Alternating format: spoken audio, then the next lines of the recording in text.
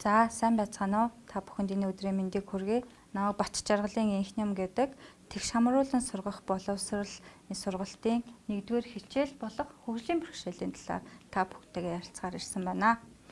За хөгжлийн бэрхшээл гэж ер нь юу юм болоо? Хөгжлийн бэрхшээл гэж харахгүй, сонсохгүй, ярьж чадахгүй, алхаж чадахгүй байгаа нь бэрхшээл мөн үү? Хөгжлийн бэрхшээлийг эмчилгээ сэргээн засалт хийснээр хөгжлийн бэрхшээл алга болох болов. За хэдүүлээ дэлгэцэн дээр анхаарлаа хандуулъя. За энэ хүүхэд тэрэгцэртэй хүүхэд дэлгүүр рүү орох гээд орч чадахгүй байна тийм үү? За тэгвэл шалтгаан нь юу байна? Шалтгаан нь хөлөндөө байна уу? За хэдүүлээ энэ хэсэгт мегагийн жишээг авч үзцгээе.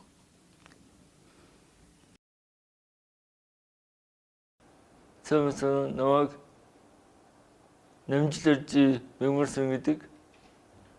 Миний бэрхшээл онцлохоор гар үлэндээ саажилттай.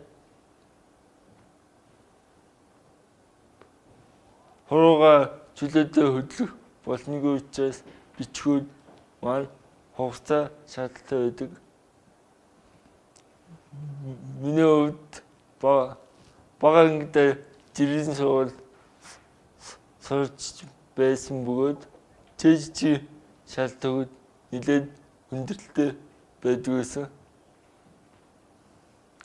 Хэдийгээр мэдж байгаа боловч бичид хурдын гүйцэтгэв байсан. Гүйцэтгэв тал хүртэл бичдэг байсан. Тал хүртэл бичдэг байсан. Тухайд миний өөрийн гар орны хөдөлгөөн л удаа учраас бичиж хурдан бичиж чадахгүй гэж боддог байсан. Тиймээс өөр сургуулиуд шилжин суралцахаар болсон юм аа. За хэдүүлээ сая мегмар сүрэнгийн жишээг хамтдаа харлаа. Мегмар сүрэнгийн хувьд нөхөн сэргээх эмчилгээ хийлгэснээр мегмар сүрэнгийн асуудлыг шийдэж чадах болов. Хуруу гарны хөдөлгөөн удаан байх нь өөр сургууль руу шилжин явах шалтгаан мөн үү? Хэрвээ сургуулийн зүгээс мегмар сүрэнгийн хэрэгцээ шаардлагад нь нийцүүлээд шалгалтын цагийг бага зэрэг уртасгаад өгсөн бол мегмар сүрэн өөрийнхөө мэдэж сурсан зүйлээ илэрхийлээд сургуулаа цаашаа үргэлжлүүлэн суралцах боломжтой байсан. Тийм үү? За хэдүүлээ дараагийн слайд руугаа анхаарлаа хандуулъя. Түрүүн бид нар энэ зурган дээр хөгжлийн бэрхшээл гэж хаана байна вэ? Хөгжлийн бэрхшээл нь алхаж чадахгүй байгаа хүндээ байна уу гэж асуусан тийм үү? Тэгээд мегмар сүрэнгийн жишээг үргэлжлүүлсэн. За тэгвэл хэдүүлээ одоо энэ зурган дээр дахиад ажиллацгаая. Алхаж чадахгүй байх нь хөгжлийн бэрхшээл биш юм аа. Тухайн хүнд нь тохирсон шатн налуу зам байх юм бол магадгүй дэлгүүрийн эзний ойлголт хандлага нь хөгжлийн бэрхшээлтэй хүнд бас манай дэлгүүрээр орж ирж үйлчлүүлж болох юм а гэсэн ойлголттой байсан бол тухайн хүүхэд маань дэлгүүр рүүгээ ороод үйлчилгээгээ аваад гарах боломжтой байсан гэж үзэж байна. За энэ хэсэгт хэдүүлээ дараагийн нэг жишээг авч үзцгээе. За. Сайн байцгаана уу? Намайг Батхойгийн Янжмаа гэдэг. За би DET буюу хөгжлийн бэрхшээл ба тэгш байдлын сурагч багш байгаамаа. Миний хувьд харааны бэрхшээлтэй зарласан төлөөлөл байгаа. Тэгээд харааны манд байдал гэх юм бол энгийн формат буюу одоо хэлний бүтээлүүдийг унших чадваргүй байгаа. Уншиж харах чадваргүй. Харин одоо нэлээд томруулсан буюу 26 хүртэлх хэмжээгээр ч юм уу томруулсан тохиолдолд хэвлэл бүтээлүүдийг унших одоо бүрэн боломжтой байдаг юм аа. Миний харааны байдал. За харин хүмүүсийг таних тал дээр бол метрийн танаас бол хүн байна гэж бол мэдчихэж байгаа. Гэхдээ хэн бэ гэдг нь бол таньж чаддгүй байгаа. За 2009 онд би Монгол Улсын их сургуулийн хууль зүйн сургуульд элсэн орсон байгаа. Тэгээд элсэн орох одоо орж чадсан гол шалтгаан нь юу гэхлээр тухайд одоо Ешийн үнэлгээний хорон дээр одоо биеэр очиж одоо уулзсан байгаа.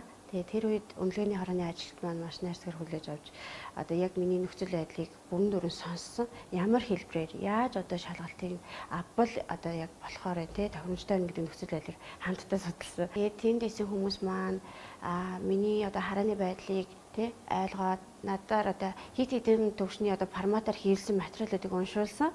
Ингээд 26 нь одоо хамгийн тохиромжтой байна гэд 26-аар үсгийн форматыг томруулж өгөөд шалгалтыг маань авахар болсон.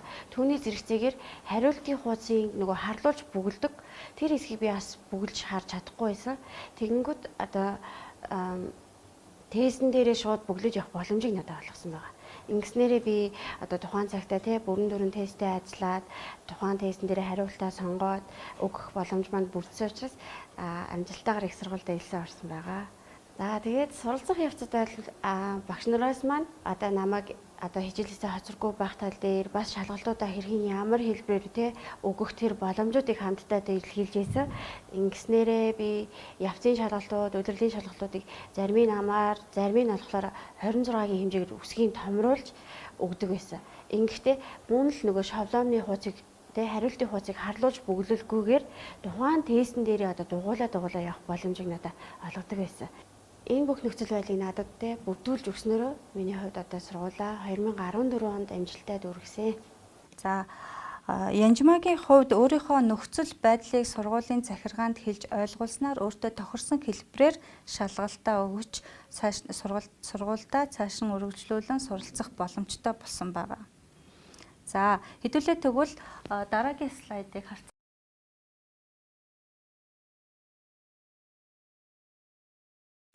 За хэдүүлээ дэлгэцэнд анхаарлаа хандуулцгаая. Дэлгэцийн 2 дахь зураг буюу зүүн талд байгаа зурган дээр хайрцагын дотор зөвхөн нэг хэлбэртэй дүрснүүд байгаад байна, тийм үү? Энэ зөвхөн хайрцагны урьдчилсан нөхцөлд тохирсон дүрсэл хайрцаганд орж байна. За хайрцгийг бид нэр сургууль гэж төсөөлье. Одыг хүүхэд гэж төсөөлөх юм бол тухайн сургуульд одоо орчин нөхцөлд нь тохирсон ч юм уу сургуулийн дотоод журманд нийцсэн хүүхдэл тухайн сургууль сураад чадахгүй байгаа хүүхэд нь мега шиг адилхан өөр сургууль руу шилжин суралцах шаардлагатай болж байна, тийм үү? За тэгвэл хэдүүлээ дэлгэцийн баруун талдах буюу 3 дахь зургийг харцгаая.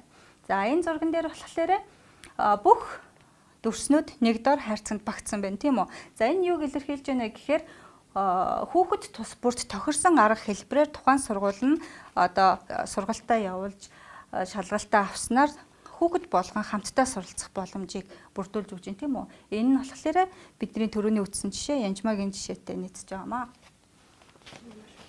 За хэдүүлээ дараагийнхаа слайд руу анхаарлаа хандуулцгаая. Эхний хэсэгт бол эмнэлгийн загварыг тодорхойлсон байна, тийм үү? Эмнэлгийн загварын үүднээс хөгжлийн бэрхшээлийг юу гэж харж байна гэж.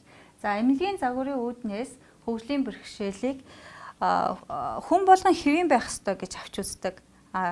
Ярихгүй, сонсдоггүй, явж чаддаггүй, харж чаддаггүй байгаа хүмүүсийг нөхөн сэргээж эмчлэн эрүүлжүүлснээр нийгэмд орох боломжтой гэж авч үздэг байна. За нийгмийн загварын үүднээс хөгжлийн бэрхшээлийг юу гэж авч үзэж байна вэ гэвэл хүн болгон харилцан адилгүй.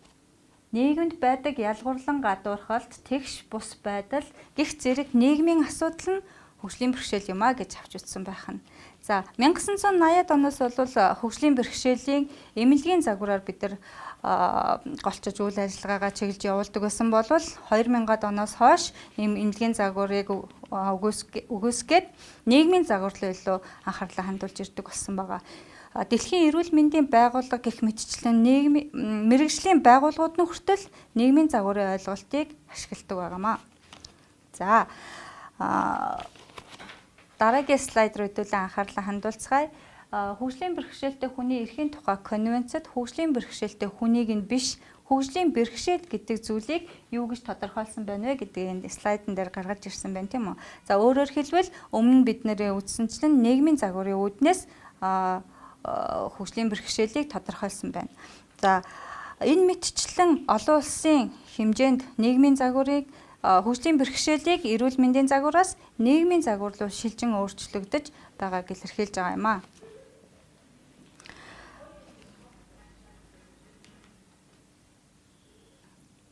Та бүхнийг ойлголттой болж чадсан байх гэдэгт итгэлтэй байна. Тэгэхээр хэдүүлээ хөгжлийн бэрхшээл гэж юу вэ гэдгээ дахиад нэг дүгнээд харцгаая. Хөгжлийн бэрхшээл гэдэг нь явж чадахгүй, эсвэл сонсож чадахгүй, харж чадахгүй байгаа нь хөгжлийн бэрхшээл биш юм аа. Хүн болгон өөр хоорондоо адилгүй байдаг. Зөвхөн хөгжлийн бэрхшээл хаанаас үүсэж байна вэ гэхээр хүрээлэн буй орчин болон тэгш хүртээмжгүй байдлаас хүмүүсийн буруу ойлголт болон хандлагаас үүсэж байгаамаа гэдгийг эндээс харж болохоор байна. Тэгээд бид нар бүгдээрээ хөгжлийн бэрхшээлийг нийгмийн загварын ойлголтын үүднээс харж чадах юм бол ирээдүйд бүх хүнд ээлтэй, хүртээмжтэй тэгш нийгмийг бий болгож чадах юм аа.